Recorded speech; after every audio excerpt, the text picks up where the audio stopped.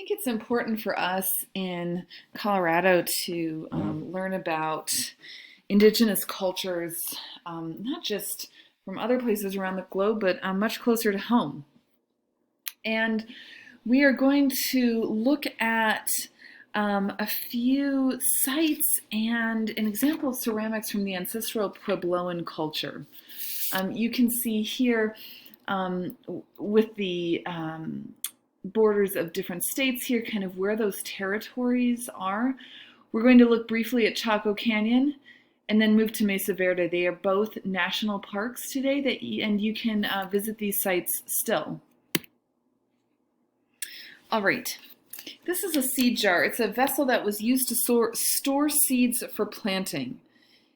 And the ancestral Puebloan artists worked with very fine brushes made of yucca plant fibers. And the artist here painted the jar with a complex geometric design that includes two bands of interlocking frets composed of tiny white squares with dots at the center, separated by these white lightning patterns. So you can see the kind of two rows, these frets here, and then here, and then these interspersed lightning patterns. The square shapes may represent kernels of corn, and the lightning may represent motifs of thunder and rain. So all references to the vital agricultural cycle. Given the dry climate of the American Southwest, the user of this jar may have been reassured by this, the kind of reminder of this ongoing cycle of fertility symbolized on the jar. This is so fascinating to me that remnants of cacao have been found on the bottom of some of these vessels. Now, cacao does not grow in the U.S. Southwest. It's grown in tropical Mesoamerica, so southern Mexico, Guatemala, Belize. And what that tells us is that things like cacao were traded all the way up to the Puebloan culture, that there were very sophisticated trade networks in this early period. We're looking here at a pueblo found in Chaco Canyon. And the Pueblo Bonito shows us the typical characteristics of an ancestral Puebloan settlement. We see this D-shaped plan with a bunch of different rectilinear buildings that are all facing south for warmth. In the middle, we have this huge plaza here that has these round subterranean kivas. And this is a CAD, a computer-assisted design reconstruction of what Pueblo Bonito would have looked like in its heyday. A kiva typically had a wood-beamed roof held up by support columns made of masonry. And the kiva, as I said, would be kind of slightly sunken into the ground, and it would include a fire pit or a hearth in the center, and then kind of benches or a kind of gathering area around that hearth. This kivas are still used for rituals and spiritual practices today. The Chacoans were expert masons. They used local sandstone, which they shaped into bricks. They carefully aligned these large structures and carefully aligned these horizontal strata. In fact, you can see that today in Pueblo Bonito. I took this picture above where we're looking in, we're in one of the rooms here of the Pueblo, looking down, and look at how all of these passageways are just perfectly aligned. Beginning around 1000 to 1100 CE, we see some of the ancestral Puebloans moved north to the Mesa Verde area, and they built more than 600 structures into the cliff faces of the Four Corners region of the United States. These structures, these are residences here, so very different than Chaco, where we see these large pueblos on this big open valley. But here, they accessed cliff dwellings with retractable ladders, and sometimes even with just these tiny little footholds carved into the cliff face. This is not a place for someone who has a fear of heights to live. I could never get in and out of my house if I had to do this. These 12th and 13th century structures are made of stone, mortar, and plaster, and sometimes that plaster even remains intact.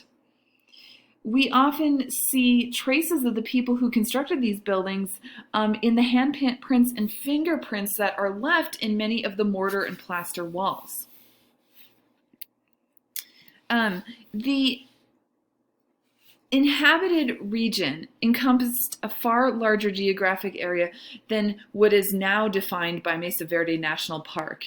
And it included, as I said, there's hundreds of structures throughout the Four Corners region. And we are just looking at Cliff Palace here from Mesa Verde. This is the largest of all the known cliff dwellings, with about 150 rooms and more than 20 circular rooms, most likely all of them kivas. It was well protected from the elements. It's kind of tucked away here on an upper cliff face, very well protected from both natural and human enemies. To build these structures, people used stone and mud mortar along with wooden beams that were adapted to kind of as support. And we see these wooden beams have long decomposed, but we see their remnants here marking the different floors of these buildings. And let's take a look at an interior of one of these rooms here to see an example of a mural. This is a mural from a room on the 3rd floor of a rectangular tower in Cliff Palace. It's painted red against a white wall and includes geometric shapes that are, again, just like the sea jar, thought to portray the landscape. Scholars have suggested that the red band at the bottom symbolizes the earth, while the lighter portion symbolizes the sky. So we see the earth down here, the sky above, and we see some triangular mountain peaks below, and then we also have this rectangular element in the sky that might relate to clouds, rain. It might represent thunder and lightning again.